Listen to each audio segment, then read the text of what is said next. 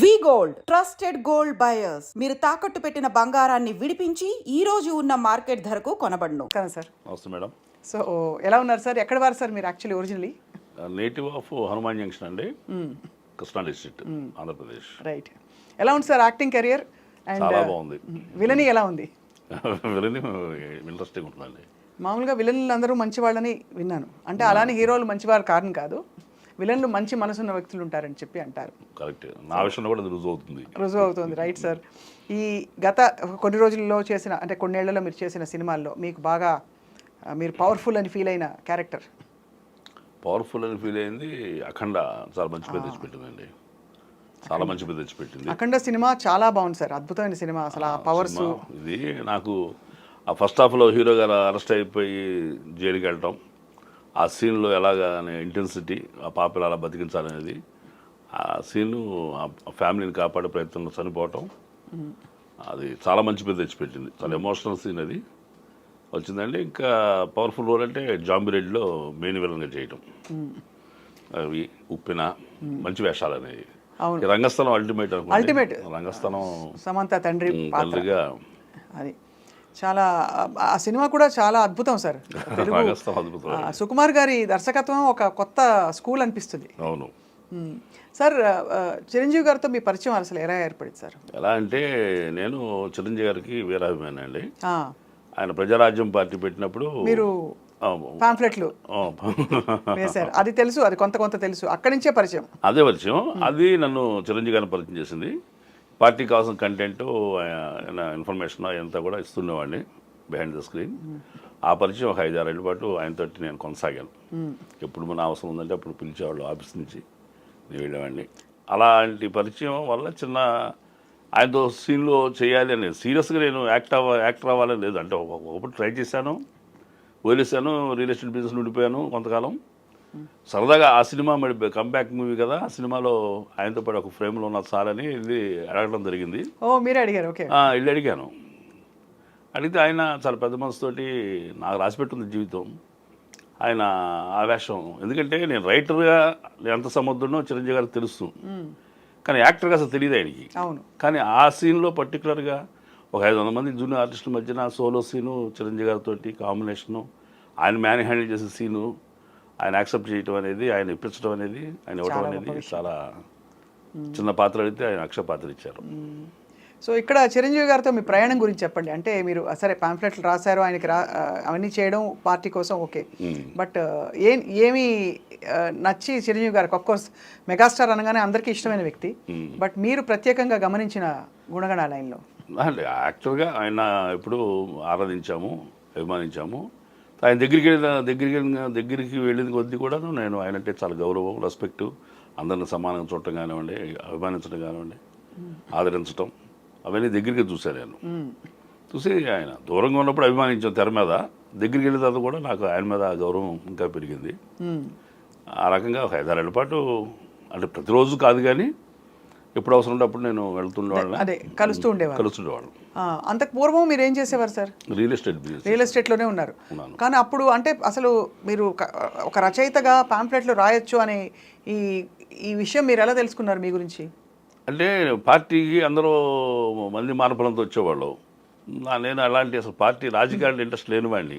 Right. But ఆయనకి ఏదో రకంగా సహాయం, నా వంతు సహాయం చేయాలని, రాముల వారు వారధి కడుతుంటే ఉడత సహాయం చేసినట్టుగా నేను ఏదో చేయాలి, మరి ఏం చేయగలను అంటే, నేను అప్పటికే 15 కథలు నేను రాసిన స్వాతిలో వచ్చినాయి. స్వాతి వారపత్రికల్లో, మాసపత్రికలు వచ్చినాయండి. రచన ఒకటి ఉంది కదా మన దగ్గర, దీంతో ఏమైనా చేయగలుగుతాం ఆయనకి అంటే, కొత్తగా ఏం చేయగలుగుతామని తెగ ఆలోచిస్తే మంచి మార్గం దొరికింది. అదేంటంటే, ఇటు సాక్షి పేపరు, టీడీపీ వాళ్ళ మీద ఇష్యూస్, ఈ ఈనాడు జ్యోతిలు రాజశేఖర రెడ్డి గారి మీద వీటి గురించి రాసేవాళ్ళు. ఈ 2 పేపర్స్ చదివి, 2 పార్టీలు కాదు మధ్యలో ప్రజారాజ్యం పార్టీ వస్తేనే బాగుపడతాం అనేది బాడీ లైన్ తీసుకుని, నేను పోయిటరీ వెళ్ళి చెప్పా, ఏదో స్పీచ్ ప్రోజులా కాకుండా. ఏమైనా గుర్తున్నాయి 1-2 లైన్లు మీ పవర్ఫుల్ లైన్స్ మీరు రాసినవి? ఆ మధ్య ప్రేమే సేవే మార్గమా, ప్రేమే ధ్యేయం అలాంటిది ఏదో ఒక లైన్ ఉండేది అప్పుడు. అవును, పిఆర్పి వచ్చినప్పుడు ట్యాగ్ లైన్ ఉండేది కదా. అవును. వాటిలో మీరు రాసినవి అలాంటివి ఏమైనా ఉన్నాయా మీరు రాసినవి? ఎలక్షన్ ముందు ఇక పాంప్లెట్ బిజినెస్ ఏముండదు, ఈ క్యాంపెయిన్ చేసే అవకాశాలు లేవన్నప్పుడు అప్పుడు ఒకటి లాస్ట్ నా పేరు పెట్టుకుంటాకి ఒకటి రిలీజ్ చేసేప్పుడు ఓహో చేసినప్పుడు ఈ పరకాల ప్రభాకర్ గారి ఇష్యూలు ఇంకితర ఇష్యూలు జరిగినాయి. వాళ్ళు చేసిన ఉదంతాలను ఉటంకిస్తూ చివరిలో కొంచెం ఇన్స్పిరేటివ్గా ఏం రాశారంటే, క్రీస్తుకైనా కృష్ణునికైనా దేవుళ్ళని తొలిగాయా కష్టాలు, మదర్కైనా మహాత్ముడికైనా దాపునికి వచ్చాయా సుఖాలు, కారణ జన్మలకు కాలమే పెడుతుంది కఠిన పరీక్ష, తప్పదు వారికి అంతిమ విజయం, లోక శ్రేయస్సే వారికి రక్ష అని మహేష్ అని పేరు వేసుకుని నా ఫోన్ నెంబర్ ఇచ్చా. అప్పుడు తెలిసింది అప్పుడు తెలిసింది సినిమాలో చెప్పాలంటే ఢా అని రివీల్ అయ్యేలాగా మాస్క్ తీసినట్టే మాస్క్ ఫేస్ ఆఫ్ అయిపోయింది. అప్పుడు పార్టీ ఆఫీస్ నుంచి ఫోన్ వస్తుంటే ఈ ఫోన్లు కాదు అన్నోన్ నెంబర్స్ అనవసరం, స్వప్న గారు ఫోన్ చేస్తే ఎత్తుదాం, అది సుధాకర్ గారు ఫోన్ చేసి ఎత్తుదాం పెట్టుకున్నా. పెద్దవాళ్ళు ఎవరైతే చిరంజీవి గారితో యాక్సెస్ ఉన్న వ్యక్తులు అట్లా ఒక పెద్ద ఆయన ఫోన్ చేశాడు. అయ్యా సత్యాగ్రహి గారు 6 నెలల నుంచి మీరు అజ్ఞాతంగా ఉండి ఎంతో సేవ చేశారో దర్శన భాగ్యం కలగజేస్తారా అన్నాడు. వెళితే ఏం సార్ ఫోన్ ఇస్తారంటే నేనేం చేయలేదు మహేష్ నీకు అన్నాడు. మీది కాదండి నెంబర్ కొట్టా, వస్తున్నా అని చెప్పాను కొంచెం వాయిస్ మార్చి. నన్ను గుర్తుపడతాడు ఒకనా గుర్తుపట్ల మహేష్ అంటున్నాడు, ఆ పేరుంది, నేను అనుకో ఎక్స్పెక్టేషన్ లేదు ఆయనకి. కొట్టగానే ఆయన ఫోన్ నెంబర్ ఏం ఫీడ్ చేస్తున్నాడు, సత్యాగ్రహి ఫీడ్ చేస్తున్నాడు. మహేష్ పెట్టుకోవాలా సత్యాగ్రహి పెట్టుకున్నాడు. ఎప్పుడైతే నేనే తెలిసిందో ఒక పెద్ద ఆయన బసవరా శ్రీనివాస్ గారని మన ఆయన సినిమా కూడా చూస్తారు, ఆయన డ్రింకర్ సాయి, ఆయన చేపట్టుకుని గౌరవ చిరంజీవి గారి గదిలో తీసుకెళ్ళారు. సార్ ఇతనే సత్యాగ్రహి అంటే ఎంత ఎమోషన్ తీసుకెళ్ళాడంటే మన ఆఫీసులో జైలు కొట్టేస్తుంది ఈడే అన్నట్టు తీసుకెళ్ళాడు. అంత ఎమోషన్ తీసుకెళ్ళాడండి. అంటే వాళ్ళందరూ ఎవడు గుర్తుపట్టలేకపోతున్నారు. నేను కారులో ఉండి ఒక ఒంటరిగా వెళ్తే కూరని బాబు ఒకసారి కొంచెం లోపల పెట్టి అని తీసుకెళ్ళి ఇచ్చేవాడు. నేను వెళ్ళాడు కాదు, నేను తీసుకెళ్ళాడు కాదు, నాకు వచ్చిన కుర్రోళ్ళు తీసుకెళ్ళాడు కాదు. ఒక పావుగంట తర్వాత వెళ్ళాడు ఆఫీస్కి. అప్పటికి ఈ పాంప్లెట్స్ అందరి చేతుల్లో చదువుతూ ఉండేవాళ్ళు. అలా 6 నెలల పాటు అజ్ఞాతంగా అక్కడే ఉండి గ్రహిస్తూ వాళ్ళ ఎమోషన్ ఆనందాన్ని సేకరిస్తూ అప్పుడు చిరంజీవి గారికి డైరెక్ట్గా ఒక రైటరు నేను నా మొహం తెలుసు ఆయనకి. నన్ను చూడగానే అడిగారు, మీరు రెగ్యులర్ ఆఫీస్కి వస్తాను కదా అని. వస్తున్నాను సార్ అన్న. మరి ఇప్పుడు గదిలో రాలేదేంటి అన్నాడు ఆయన. మీతో నా పని ఏంటి సార్ అన్న. నిజంగా ఆయన నన్ను గుర్తించాలని నేను ప్రయత్నం చేయలే, గుర్తించబడాలని తాపత్రపడాల.